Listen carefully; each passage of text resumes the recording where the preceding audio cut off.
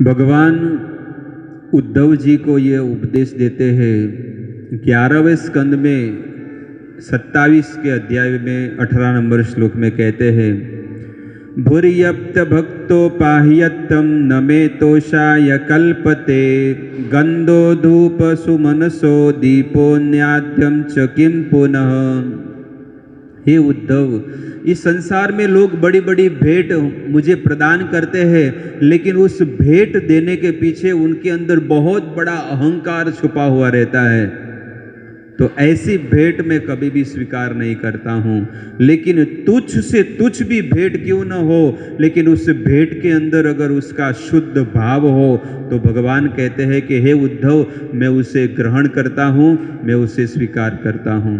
जैसे जगन्नाथपुरी में दातुन से कर्माबाई खिचड़ी बनाती थी, लेकिन उसका भाव अच्छा था। ऐसा नहीं कि ऐसे जूठे दातुन से खिलाना, उसका भाव शुद्ध था और शुद्ध भाव से ठाकुर जी को प्रसाद बनाकर खिलाती थी।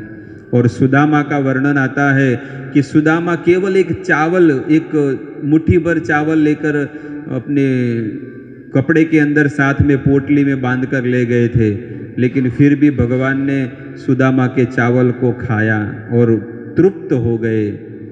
और दुर्योधन को मेवा त्यागो, कहते 56 प्रकार के भोग थे, लेकिन दुर्योधन का भोग त्याग कर शाख विदुर घर खायो। विदुर जी के घर जाकर केवल एक सब्जी थोड़ी सी मिली, थोड़ी सी रोटी मिली, तो वो खाकर भगवान तृप्त हो गए।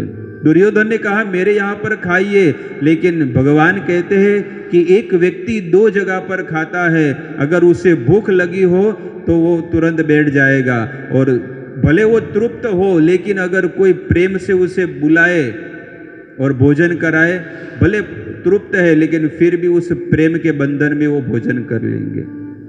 तो हे अर्जुन, हे दुर्योधन, मैं तो तेरे में कोई भाव नहीं है और मुझे तो कभी कोई भूख है ही नहीं। ओम पूर्णमदः पूर्णमिदम्। इस प्रकार से दुर्योधन का 56 भोग त्याग कर भगवान विदुर जी के यहाँ भोजन किए। तो हमें भी प्रेम पूर्वक अगर भगवान का प्रेम प्रकट करना है, भगवान को भोजन कराना है, तो उसके लिए प्रेम पूर्वक समर्पण भाव से ठाकुर जी का भजन करना चाहिए। तो यहाँ पर भगवान उद्धव जी को यही शास्त्र का उपदेश देते हैं कि प्रेम पूर्वक जो कोई मुझे अर्पण करेगा, निश्चित मैं उनके घर जाकर वो अन्न को मैं भोजन प्रसाद ग्रहण करूँगा और उनको भोजन प्रसाद उनको रिटर्न में दूंगा।